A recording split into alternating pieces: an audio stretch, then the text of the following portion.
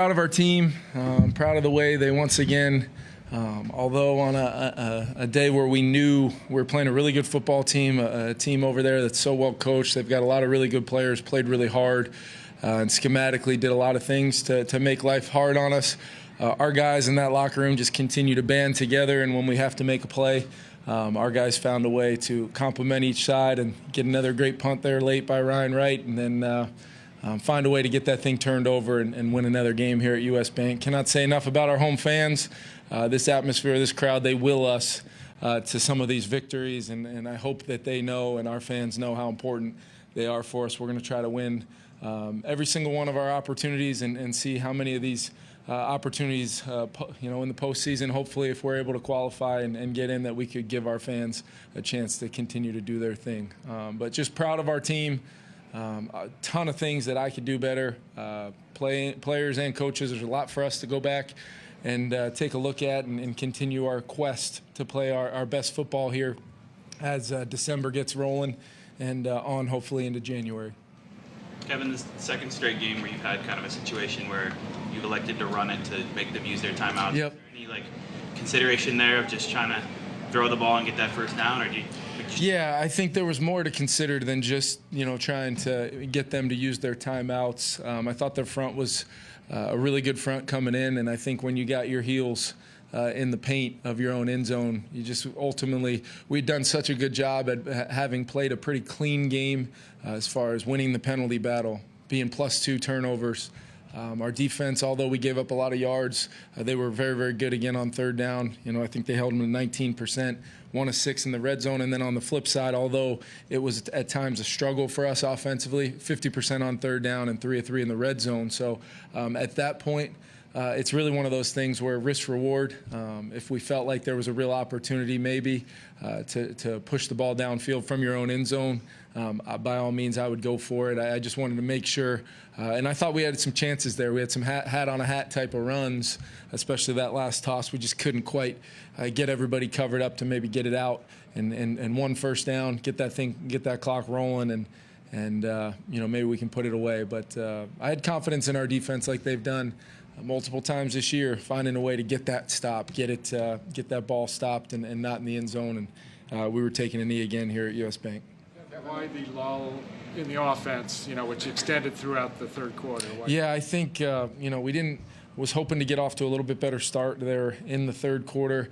And then whether it was our second drive there, I did think we had a couple opportunities play pass-wise. We had TJ down the field one time for a chance at an explosive, and then Justin kind of crossing the field there. We just couldn't convert those plays. And whether it's Kirk throwing to TJ Hawkinson or Justin Jefferson in those looks, we felt great about the looks. I thought the line held up in those moments, and I expect those guys to make those plays, and they will, and they have all season long. So would have helped with that lull, Chris, and then just another example of us really not taking advantage of a lead at halftime and then ultimately coming out and putting somebody away. But give the other side credit. I thought they made some adjustments offensively, and then defensively. That's another really, really good front, really good defense, and our guys kind of just continued to battle, and we did not want to make that one mistake. We did not want to make a critical error that would allow them to completely grasp the momentum in the game. But ultimately, you're exactly right. We would love to avoid that third quarter lull, and that's something I got to take a real long look inward, and try to be better for our guys. With all the wins and close games, do you think you're seeing a carryover effect? Yeah, I just think our guys expect to find a way, and I think the situational success on third down and red zone, players can feel that.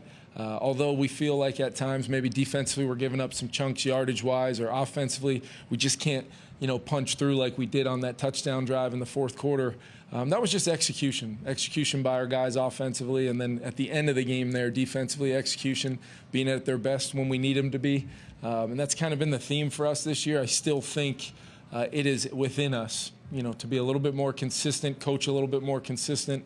But as I told our team afterwards, 10 wins in this league through 12 opportunities. I think they've earned the right to feel confident, but I do think we got to continue to prepare like every single week is the most important game of our season, because that's what we've done. I give our players a ton of credit, our leadership a ton of credit for that. And as we move forward here, we're going to continue to be tested, and we're going to have to earn the right to go into these games with confidence. This 10-2 record means absolutely nothing. We got to go prepare, get better, and play our best here towards the end of the season. Do you think the guys play just a little bit cautious with the lead? No, I don't. I think you got to give some teams credit schematically for, kind of finding some things. And then offensively, when we do have a lead, we want to run the football. We want to try to control the clock and still be aggressive when we can. That's where I think those play action opportunities would have been big for us. But in the end, maintaining possession and relying on all three phases of our football team were really what helped playing, in addition to playing a clean game, no turnovers, and winning the penalty battle. Given that you are winning games and your defense is making big plays in the fourth quarter, how much do you care about yardage given up defensively? I think you have to continue to look at it, just because it just puts a lot of pressure on your football team, and vice versa on the offensive side, trying to avoid times where we get a little stagnant and don't earn first downs, to stay on the field and maybe allow our defense to rest a little bit more. I mean, time of possession was pretty close, 31-28, but it feels like offensively we could have done a better job in those moments to maintain kind of the ability to maintain that momentum, which then might have just made it a little bit easier for our team to not need it to come together in the end the way it did. But I think the confidence level of winning football games cannot be, it can't be replicated by, hey, we lost one, but we played great. I think we'll always take coming in there and feeling the enthusiasm of a win over anything else. What did you observe on the White touchdown that was reversed on replay? Yeah, I think I could see why it needed to be reviewed. Good challenge there by Robert. Coming down, it was hard to see. We had so many purple hats around the ball. I think it was just hard for that official coming down the line to see maybe where the football was in comparison to breaking the plane.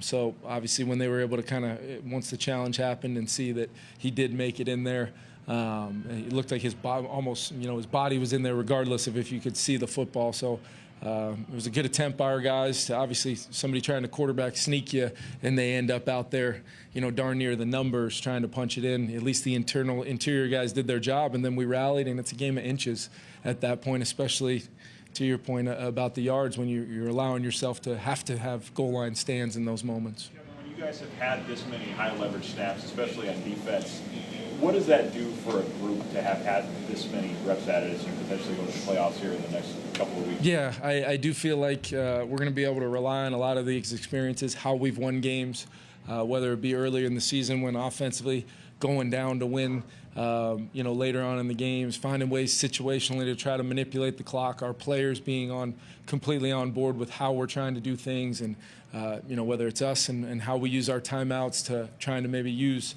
make the other side use theirs so then the clock can really be in our favor. All of those things are situational football. We strive really, really hard every single week to teach our players so that when those moments come around, we can find ways to have advantages and be at our best in those moments. But like we've talked about, we've got some experience and the guys can rely on that, but let's go continue to try to strive to be the best possible team we could be for this season. What did you say about Evans have a concussion? Yeah, he's in the protocol. He was at one point he was evaluated and cleared by the independent and by our sideline, and then as the game kind of went on, you always keep an eye on those players, especially guys that have had some things come up, and he started to have some symptoms and reported them, and we'll take a look at where he's at, but we immediately got him back out of the game, and we'll keep an eye on him. Absolutely. Is that the only injury yet? I think Bullard had a right bicep, and that at that point he was questionable. There was a chance he would maybe come back in, but that did indeed end his day. But nothing beyond that? No. Kevin, what's to say about Kirk? It seemed like his accuracy was just off throughout the game, but to put that drive together there. Yeah, I thought it was huge. There's going to be days like that. He's incredibly accurate. It's one of I've always just marveled at his ability to be accurate with the football from an NFL pocket when teams have really good interior rush and then some good edge players as well.